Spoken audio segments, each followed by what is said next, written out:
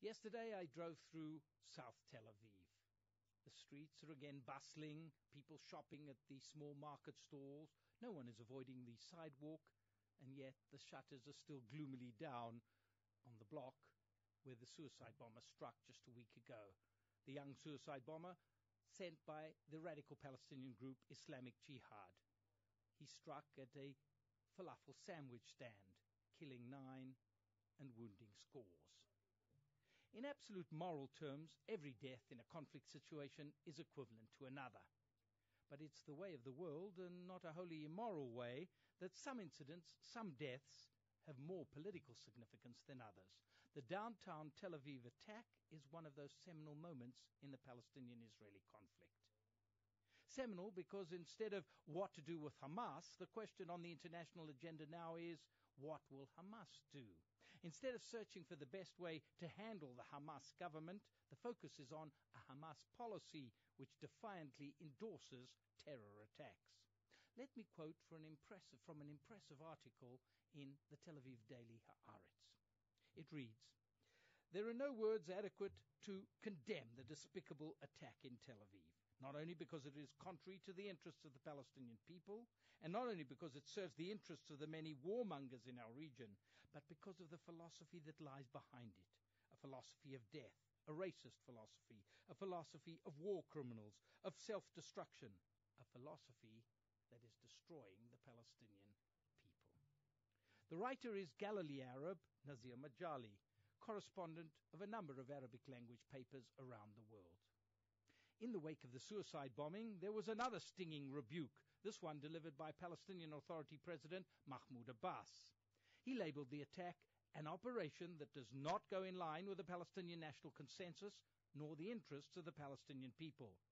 Abbas's angry criticism of Islamic Jihad contrasted starkly with the way Hamas spokesman called the attack a natural result of the continued Israeli crimes against our people, and that our people have every right to use all means to defend themselves. Implicit in Abbas's condemnation was rejection of the Hamas moral absolute, the Islamist party's position that it will never recognize Israel. Hamas duly lashed back at Abbas, calling him cowardly. But let's look at the facts. Until now, the world has been grasping with the question, grappling with what to do with Hamas. The United States, the European Union, and Israel have adopted a policy of pressure by withholding all financial backing to the new Palestinian administration led by Hamas, and also severing contacts with it. But the policy was not yet absolute, as other nations, Turkey, Russia, and through the Arab and Muslim world, advanced a counter-argument that the money ban was not only immoral in that it hurt the Palestinian people, but it was also unfair in that it did not give Hamas a chance, in their view, to justify the choice of the Palestinian people. By making national interests subservient to moral absolutes, its perverted moral absolutes, some would say, Hamas has tilted the argument against itself. History should forever remind us of the limitations of our passing perspective, writes the famous American historian Arthur Schlesinger Jr. History, he says, should strengthen us to resist the pressures to convert momentary interests into moral absolutes.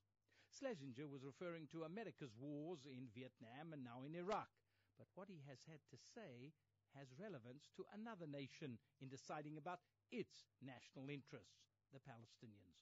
Ought they not to be trying to learn from their history, try to determine whether finding a way to coexist with Israel rather than to battle it in a fight to the finish is not in fact the preferable Palestinian national interest? Before this crisis suddenly came upon it, Hamas seemed to be skillfully positioning itself, not unlike the way Yasser Arafat managed to do, not to support terror and to be disassociated from it on one hand, but not to actively fight it and to allow the terror weapon to be used as part of what was called Palestinian self-defense. Now, if Hamas chooses to continue to adhere to its moral absolutes, then it will clearly not only do nothing to stem the tide of Islamic Jihad and others who want to attack Israel, it will cleave to the absolute positions adopted, in the presence of some Hamas leaders, in Tehran only last week, where hundreds of thousands of martyrs were urged to join the cause of eliminating Israel, or as it's called, the Zionist entity. On the other hand, even before the Islamic Jihad attack, President Abbas was locking horns with Hamas, trying to convince friends of the Palestinians that they ought to put their trust and their financial support in his authority rather than in the Hamas administration. Abbas engaged in a second phase of the ongoing struggle as he barred a prominent Gaza militant Israel maintains he is a wanted terrorist from taking up an appointment, a new one made by Hamas, to form a new police force under its control. It is both a battle for power and for moral supremacy within the Palestinian camp, and it continues. And while the Palestinians battle among themselves, some were predicting that Israel would resume a strong tit-for-tat military retaliation approach. Wisely, Israel's new leader, Ehud Olmert, has resisted the temptation to hit hard. Because they refuse to restrain the attackers, he does lay the blame for suicide attacks at the door of Hamas, but prefers a policy of keeping the international pressure firmly on Hamas. There's something else, however, which the Israeli Prime Minister would do well to take into account, something suggested also by Nizar Majali in that same impressive article. Terror, he writes, is not created without reason. The Palestinian people is in despair. The argument of despair caused by Israel's pressure on the Palestinians does not justify terror. Terror cannot be justified, writes Majali, but why terror happens can also not be ignored. Recognition of that is a sobering step towards recognizing that national interest and moral absolutes can come together, ought to come together, for the creation of sound and sane policy.